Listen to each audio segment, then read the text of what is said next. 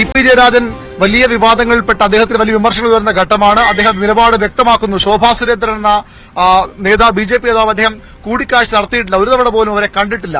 എന്നിട്ടും എന്തുകൊണ്ടാണ് EP. Jayarajan target ചെയ്യപ്പെടുന്നത്? എനിക്ക് ഒരു ആസൂത്രിതമായൊരു ഗൂഢാലോചന ഇതിന്റെ പിന്നിൽ നടന്നുകൊണ്ടിരിക്കുകയാണ്. എന്തും പറയാൻ പഠിക്കാത്തൊരു സ്ത്രീയെ ഉപയോഗിച്ചുകൊണ്ടായി നടത്തുന്നത് എന്നുള്ളതാണ് ഇപ്പോഴത്തെ അവർ പറഞ്ഞിട്ടുള്ള സ്ത്രീ പറഞ്ഞിട്ടുള്ള കാര്യങ്ങൾ നിങ്ങൾ മാധ്യമക്കാർ സ്വതന്ത്രമായി അന്വേഷിച്ചിട്ട് പറയും. ഞാനിപ്പോൾ ഡൽഹി പോയൊരു കാലത്രേ, ഞാൻ ആകെ രണ്ട് വർഷത്തിനുള്ളിൽ ഡൽഹിയിൽ പോയത് ആകെ ഒരു പ്രാവശ്യമാണ് നമ്മുടെ സമരത്തിന്റെ കാര്യത്തിൽ.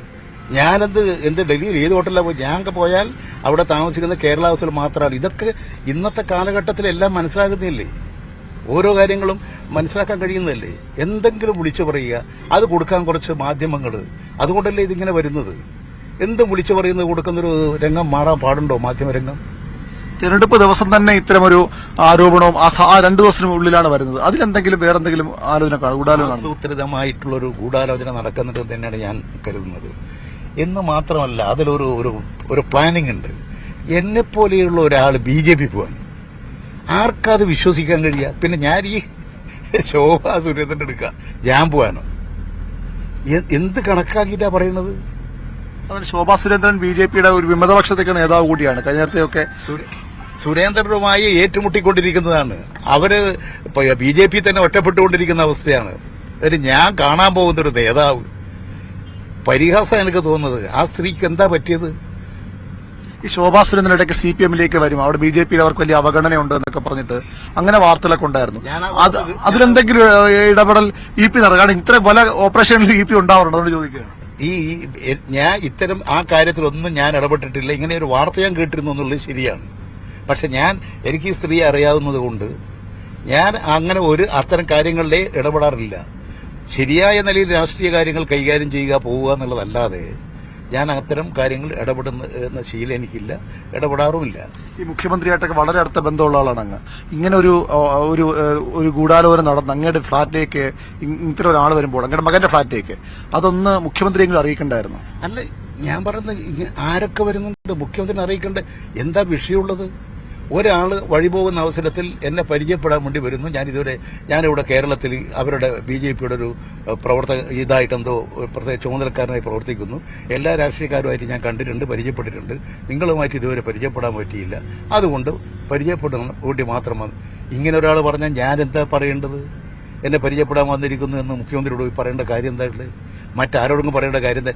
ഞാനത് പലരും കാണാൻ വരുന്ന കൂട്ടത്തിൽ ഒരാൾ കാണാൻ വന്നു, പരിചയപ്പെട്ടു, പോയി, അത്ര തന്നെ, അത് തീർന്നു. പിന്നെ വേറെന്താ ഉണ്ടായത്?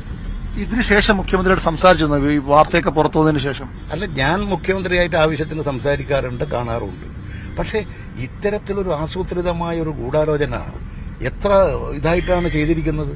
ഇത് സംബന്ധിച്ച് എന്താണ് ചെയ്യാൻ കഴിയാന്നുള്ള നിയമപരമായ കാര്യങ്ങളും പിന്നെ ഇത് സംബന്ധിച്ച പരാതികളും ഞാൻ കൊടുക്കുന്നുണ്ട്. അത് നിയമവിദഗ്ധന്മാരുമായിട്ട് ആലോചിച്ചിട്ട് ചെയ്യും. അന്വേഷണം ആവശ്യപ്പെടും സർക്കാരിനോടും? തീർച്ചയായും. കാരണം ഇത് ഒന്നുമില്ലാത്തൊരു കാര്യം വിളിച്ചു പറഞ്ഞ് പിന്നെ പറയില്ലേ. ഞാനുമായിട്ട് ഇന്നുവരെ സംസാരിച്ചിട്ടില്ലാത്തൊരു സ്ത്രീ വന്നിട്ട് ഇങ്ങനെ ഞാനുമായി സംസാരിച്ചിരിക്കുന്നു, 3 വട്ടം സംസാരിച്ചിരിക്കുന്നു ഡൽഹിയിലെ. ഞാനെന്ത് ഡൽഹിയിലെ ഹോട്ടലിൽ പോകുന്നു? എന്തെങ്കിലും അതിലുണ്ടോ എന്നുള്ളത് നിങ്ങൾ മാധ്യമക്കാർ പരിശോധിച്ചോ? ഞാൻ പറയുന്നത്, നിങ്ങൾ മാധ്യമക്കാർ 2-3 ആളെ ചുമതലപ്പെടുത്തി ആ സ്ത്രീയെ പറഞ്ഞിട്ടുണ്ടല്ലോ.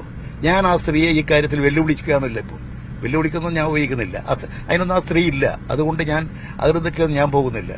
അതുകൊണ്ട് നിങ്ങൾ ഈ കാര്യം പരിശോധിക്കും. മകന്റെ പേരുമൊക്കെ ഇതിനകത്ത് ഇടയ്ക്ക് വന്നു പോകുന്നുണ്ട് ശോഭാ സുരേന്ദ്രന്റെ ആരോപണത്തിൽ. അതും ഞാൻ പറഞ്ഞിട്ടുണ്ട്. ഈ പിന്നെ കൊച്ചിയിലൊരു ഹോട്ടലിൽ ഒരു കല്യാണത്തിന് എന്റെ മകൻ പോയി.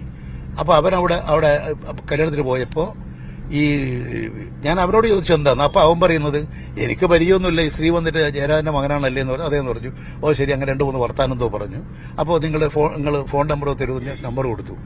ആ നമ്പർ കൊടുത്തതിന് ശേഷം ആ സ്ത്രീ ഇവനോട് വിളിക്കാൻ വേണ്ടിയിട്ട് മെസ്സേജ് കൊടുത്തു. ഇവൻ വിളിച്ചിട്ടില്ല. പിന്നെ ഈ സ്ത്രീയുടെ കുറെ പടം ഇങ്ങോട്ട് അയക്കും. അപ്പൊ അത് കണ്ടപ്പോൾ ഇവന് തോന്നി ആ സ്ത്രീ ശരിയില്ല. പിന്നെ അതങ്ങ് ബ്ലോക്ക് ചെയ്തു. ഓൻ വിളിക്കാറുമില്ല, ഓനെ വിളിക്കാറില്ല. അല്ല, ഓൻ അങ്ങോട്ട് ഒരു കോള് പോലും അങ്ങോട്ട് വിളിച്ചിട്ടില്ല.